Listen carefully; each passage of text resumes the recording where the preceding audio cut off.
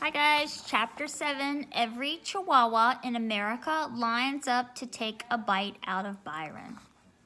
I was sitting at the kitchen table doing homework and watching Mama make dinner when Byron came in through the back door.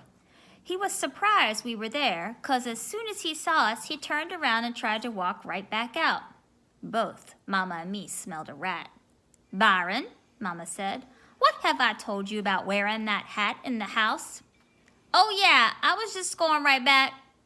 He pushed the screen door open again. "Wait a minute." Byron was trapped in the doorway, with his right foot in and his left foot out. "Come here."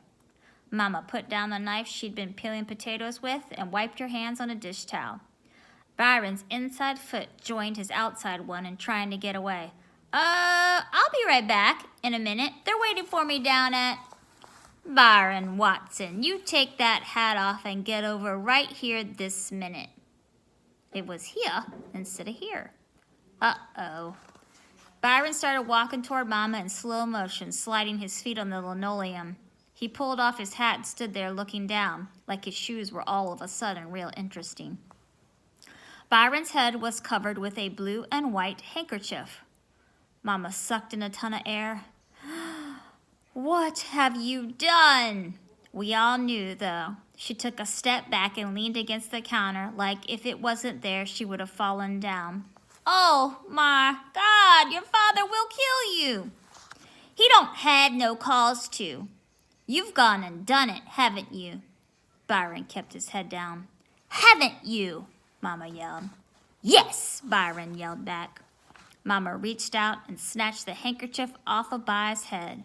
Me and Mama both went, Byron had gotten a conch, a process, a do, a butter, a ton of trouble. His hair was reddish brown, straight, stiff, and slick looking. Parts of it stuck straight up like a porcupine stickers because Mama hadn't been too gentle when she snatched the handkerchief off. He smoothed his hair back into place. "Well," Mama said, "that's it. You are now at your dad's mercy. You've known all along how we feel about putting those chemicals in your hair to straighten it. But you decided you were a grown man and went and did it anyway." Mama was hot, but she surprised me. She just shook her head and went back to peeling potatoes. Byron stood there looking at his feet. I kept pretending I was doing homework. Finally, Mama slammed the knife down and turned around to look at By again. Byron stood perfectly still while Mama walked around him a couple of times, taking a better look at his hair. This looked like the Indians circling the wagons again, but this time it was Byron who had to be the white people. Finally, Mama stopped and said, "But before your father gets to you, let me ask you something. What do you think? What do you think now that you've gone and done it? Does it make you look any better? Is this straight?" Mama flicked some of Byron's hair back up like porcupine style. "Is this straight mess more attractive than your own hair? Did those chemicals give you better looking hair than me and your daddy and God gave you?" It was strange. A little laugh was starting to get in Mama's voice. What do you think?" "Well, bozo," she said, flicking a piece of By's hair over his left ear and then another piece over his right one. "Maybe you plan on joining the circus, 'cause you sure do look like a clown now." Mama was right. With big lumps of his hair sticking out over the side of his ears like that, he really did look like Bozo the Clown. I broke out laughing, but Byron shot me a real dirty look, and I stopped and looked down at my math book. I hated it when things like this happened, and my head automatically went down by itself. "Why on earth would you do this, Byron?" "I wanted Mexican-style hair, and I don't see anything wrong with it." When he saw Mama just looking sad and me kind of looking like I wanted to crack up again, Byron got kind of mad and said, "I think it's cool." "Well, Daddy Cool, you enjoy your Mexican-style hair while you can, because I'm sure when your daddy gets through with you, you won't be enjoying too much anything. And cool is one thing you won't be feeling. You just slide your cool self right on up those stairs to your bedroom and wait for your daddy. Daddy-o." Byron clumped up the stairs. I told Joey about what happened as soon as our next-door neighbor, Mrs. Davison, brought her home from Sunday school. Me and Joey went up to see Byron. Byron was on the top bunk with his feet dangling over the side and his hands covering his face. I love times like this when Byron was about to really get it and couldn't pay me back for teasing him. I started in on him as soon as me and Joey got in the room. Death row prisoner number 541, you have a visitor.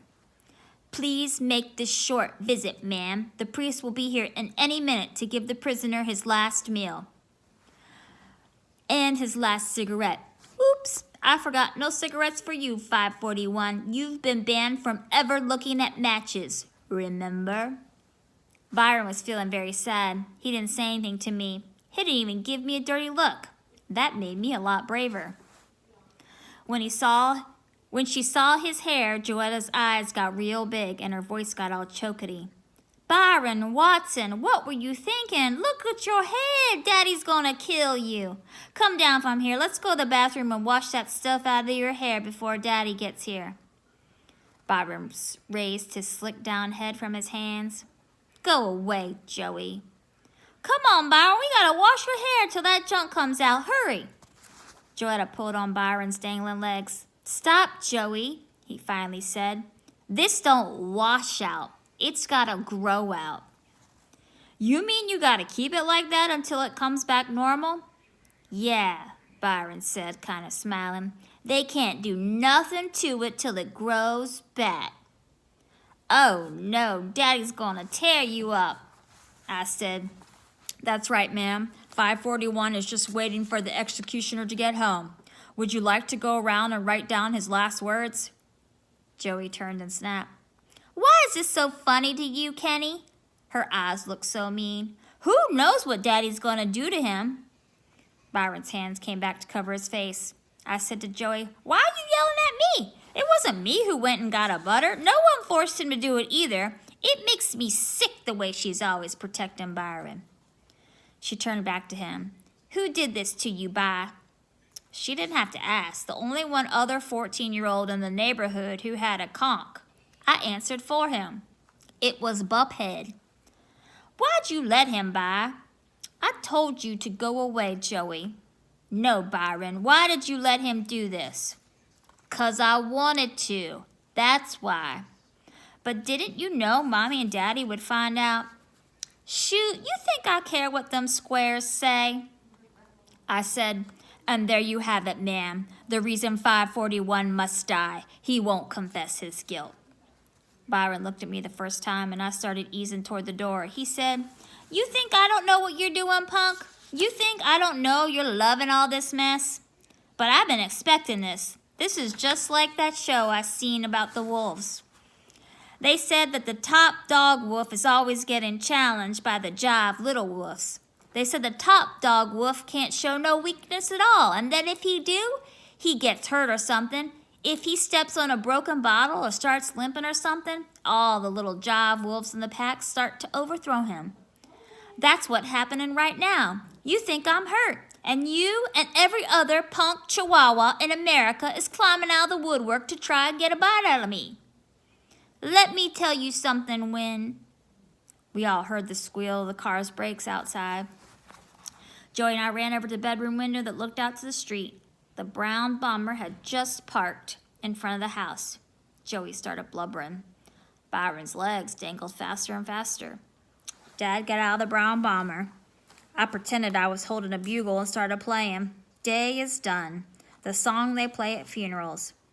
Byron, why won't you behave? Why won't you think about what's going to happen to you when you do something wrong? Why do you always do stuff to get people mad at you? Joey asked. Why don't you make a break for it, 541? I asked. We listened to the noises of Dad coming home from work, the clump of his boots coming off and being dropped into the closet by the front door, the swoosh his chair made when he sat into it, and Dad saying, Phew, it sure is good to be home. The second swoosh of Mama sitting in the chair in his lap and giving him a kiss, and the last, and the words we waited for from Dad. So what's new in the home front, Mrs. Watson? Oh, not so much. There's a surprise from one of your little darlings has for you, though. Good or bad? Well, I guess that depends on your point of view. Let me guess which of one of them crumb crushers is going to surprise Big Daddy today. Your first one. Oh, Lord, what did he do? How serious is it this time? It can't be too bad. You seem pretty calm. Well, let's just say I'm numb. That bad? It depends if you were happy with your son, how he was. This might be pretty bad. However, if you wanted a child from south of the border, you might be happy with the new young Mr. Watson. Okay, what's up? Let me put it this way. Do you remember the line Big Daddy used to give every girl